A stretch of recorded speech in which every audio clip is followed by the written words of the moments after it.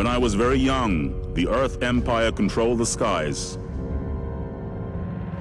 The Tsar and his battle fleet saw everything, knew everything, punished everything.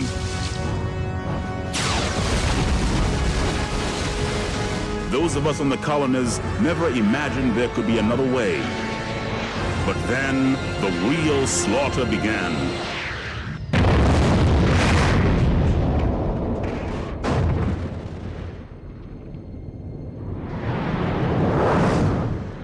Now there are thousands like me, veterans of the League of Free Worlds, who yearn to fight against the savage empire.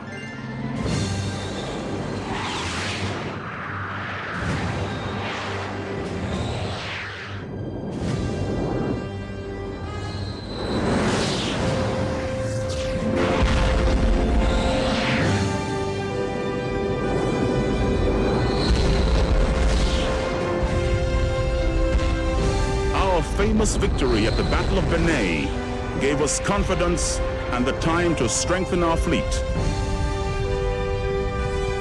And it gave our leader, the Father, some reason to believe in the future.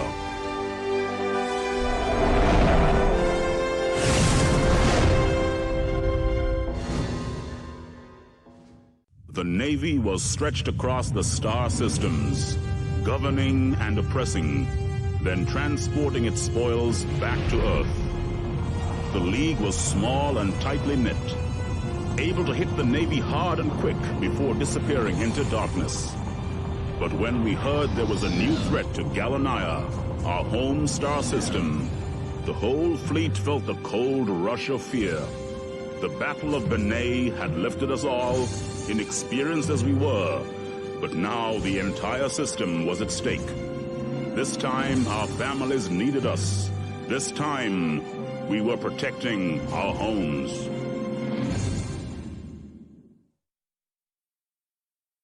Lights on the 7 planets of Gallonigher were extinguished as the invasion threat grew. We even built anti-reflectors over the phosphorus lakes of Acheron. They'd have attracted the Navy like moths to a flame. And somewhere on one of those terrified planets was the Father, watching, waiting, preparing himself and his army for the onslaught. Everyone knew the Earth wanted to take Gallonigher and crush the League forever, but no one knew the Father. In those dangerous times, we trusted a stranger, and he, in turn, trusted us. Wasted and drained, League fleet pilots dragged their ships across star fields riddled with snipers. Friends lost friends, families lost sons and daughters. Brothers and sisters were torn apart in the Navy's drive to end the threat from Gallonigher. We fought on, but we felt desperate. It took us so long to secure Gallonigher that the Navy had time to regroup and look elsewhere for its spoils. This time, it would try to take Diomedes. League forces were split and struggling. We had too many rookies and a star system to lose. Diomedes was holding, but only just. The League fleets knew it was all or nothing. If we lost that system to the Navy, there'd be nowhere left for the League to hide. The Tsar knew it too. His failed attempt to virus bomb Iris must have hurt him badly. We knew he'd want revenge. Diomedes was resource-rich and fertile. That much he'd want to save. But as pilots, we were totally dispensable. It was simple. Without Diomedes, the League was finished. Without the League, Diomedes was dead. It had been a baptism by fire for the League's fleet. But now we'd tasted victory, and it was a flavor we liked.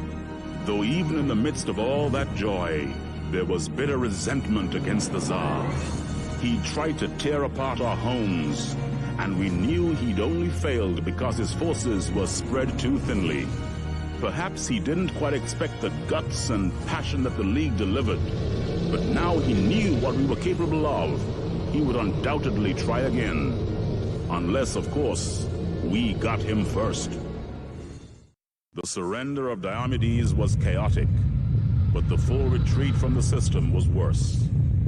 Shattered League ships crept back to the panic of Gallonigher as the Navy tore through Diomedes, annihilating last pockets of resistance before they too turned on Gallonigher. And now the judgment comes to pass.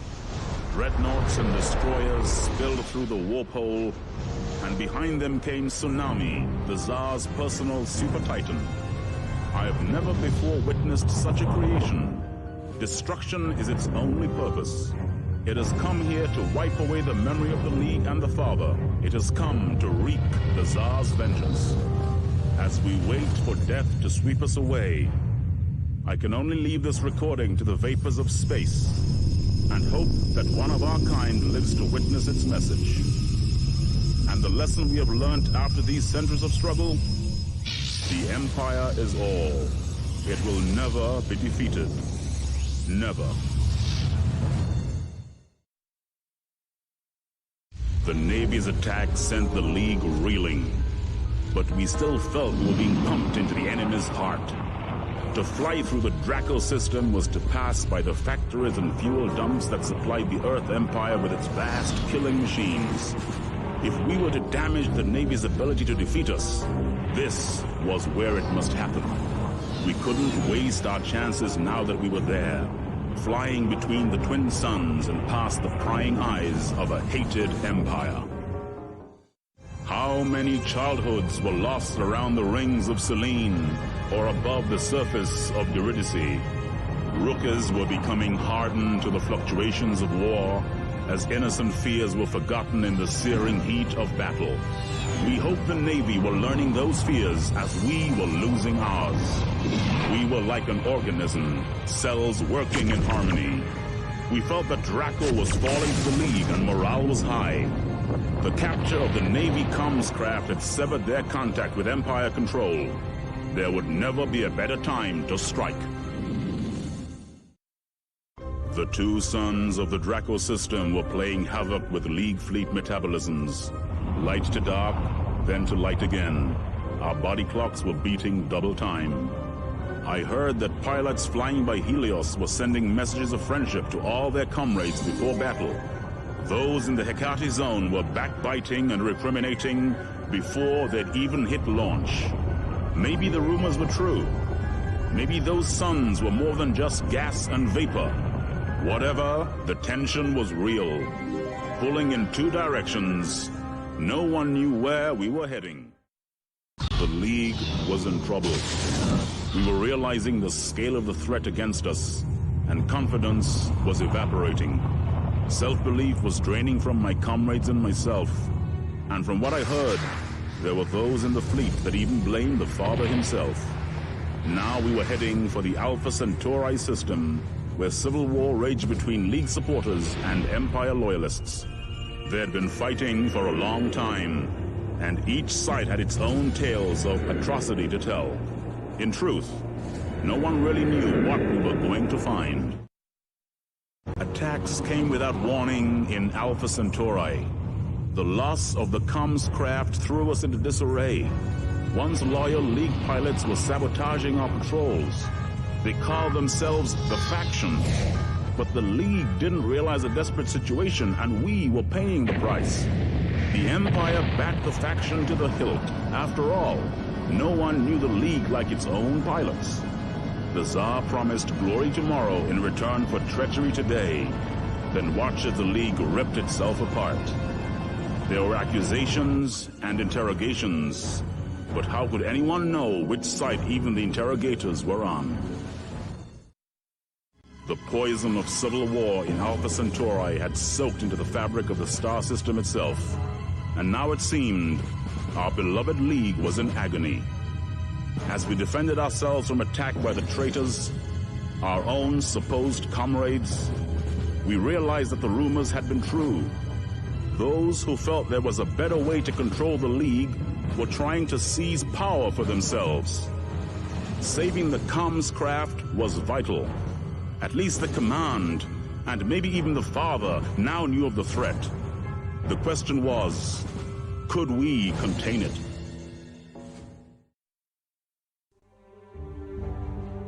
When the command craft docked and the sellout began, we realized the dream was over. At least, the ideals that the League had represented were finished. For a few treacherous vermin, the League now offered a passport to comfort and wealth. They had made peace with the enemy. Their deal was this: in return for the chance to fly back to the colonies boasting of victory over the Empire, the faction would ensure that theft and oppression could continue unchecked. The colonies welcomed back the League fleet and hailed them as heroes. But as the fanfares faded, the old life returned. The faction made sure that the Earth was serviced with the resources it needed, and the colonies supplied what they had, until there was nothing left to give. Most of my loyal comrades were executed by the faction. Just a handful managed to escape.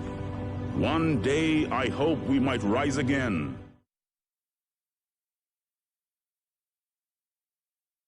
Our tiny pocket of resistance was now smaller than ever. We'd lost good pilots and intelligent warriors to the faction. We'd lost valuable ships and resources. And to be honest, most of us had lost the will to fight. We'd all joined this struggle with noble thoughts and aims. And now we were reduced to slugging it out with those who used to be our friends. No one knew if the Father could save us or himself anymore. It didn't seem likely. But maybe, with one last push. These were the sights and sounds of history changing and shifting. Suddenly, the League of Free Worlds was closing in on Sol, the home of our enemies. We'd seen simulations of the system, but most of us had never dreamt of ever being there. Now we were closing in on it, the birthplace of it all. The collapse of Draco was a spectacle I'll never forget. In those split seconds after victory was won, I thought the stars were parting to let us through.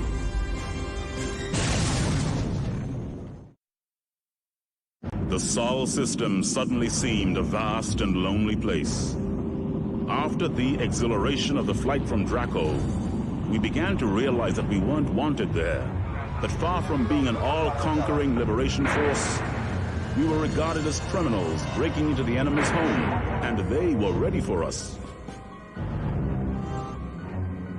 The Navy's forces had left us seriously depleted. We were in danger of imminent extinction. After we'd come so far, surely we couldn't allow that. We were inside the enemy's home. It was indescribable. They had been ready for us, but we were so fired up and fueled by self-belief that we managed to seize the Sol battle platform, ready for the ultimate Earth strike. We regrouped and tried to keep our minds off the dangers. There was no chance of sending out any scouts. The whole system was crawling with Navy craft. And however powerful we felt, we were still just tiny blips on their scanners. But with our supply channels in place, we were getting bigger. It was beginning to feel like a descent into hell. They were dark times, and the fleet was taking serious damage. But the nearer we got, the harder it became to turn back. The Navy was on full alert now, poised to decimate our incursion into its territory. They had awesome reserves of firepower. We hadn't expected it to be any other way, but facing them in battle was truly terrifying. Their hardware was ranged against us, and there was almost nowhere left to run. To reach our target now, we had to do more than damage the Navy. We had to destroy their will to fight. The League's Caucus for Peace met with the Empire Command as soon as the faction had been dispatched to the past. The Navy could never concentrate its force enough to finish us. To do so would have been to invite rebellion in whichever systems their battle forces left. And despite the vast reserves of anger and resentment that the League pilots harbored, the Empire could never be toppled by our meager resources. To our joy, the League was granted independence from Earth. However, the Father conceded that as the planet had been the birthplace of our species, we owed it to our ancestors to contribute to its survival. Task forces were sent to the Sol system from each colonial world, and stability was maintained. All my life has been lived listening to the sounds of battle. Now the star systems echo only to the sounds of the rebuilding. I scarcely comprehend it. It's a very strange music to me. We had done well. Whatever happened, the League had broken the Empire's grip throughout the colonized worlds. To that extent, the job was done. But that wasn't enough. We knew the Father and the Tsar remained on a collision course. The Father could never accept a universe in which the Tsar still exercised his doctrines of greed and theft. As for the Tsar, his huge armed forces spoke for him. We wondered what else he might be ready to add to the argument. There was still much to be done before we could silence him forever. We could feel the heat of Sol as we drew close to the Earth. This was the place our ancestors had set out from so long ago. Now, though, the Earth signified nothing to us except tyranny and oppression. It was a war that left a legacy of pain and destruction. Now it was within our power to consign centuries of genocide to the wastes of history. With one final assault, we could avenge our forefathers and destroy the Empire forever. That was what we believed and what we hoped for.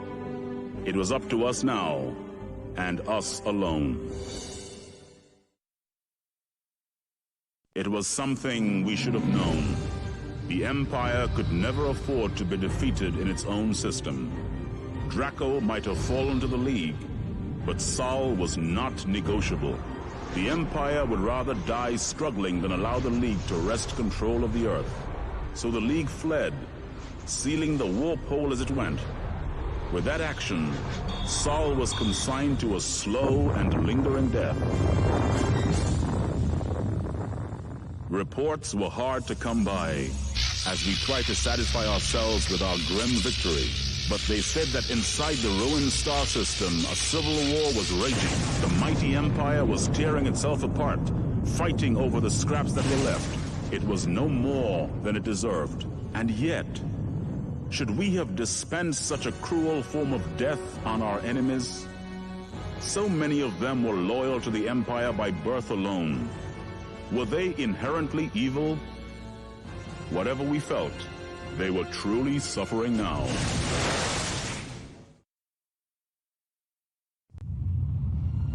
At last, it was time for our species to move on. I suppose there were those in the League who felt pride, but I couldn't dig out such an emotion. I was exhausted. I could hardly comprehend that the war was over, and now I felt simply drained. The unconditional surrender had come from the heart of the Empire. We assumed this meant the Tsar was still alive. But once the drop to Earth had been made, and the League had scoured the Imperial Palace, it brought back only one message. The Tsar was gone. He had vanished. In those months and years following the bloodshed, the people of Sol left their homes and made new lives on the fertile colony worlds. I often wonder whether they find life without the Empire as strange as I find life without the League. Now that the struggle is over and the worlds rule themselves, something seems to be missing, though it isn't something I'd ever want returned.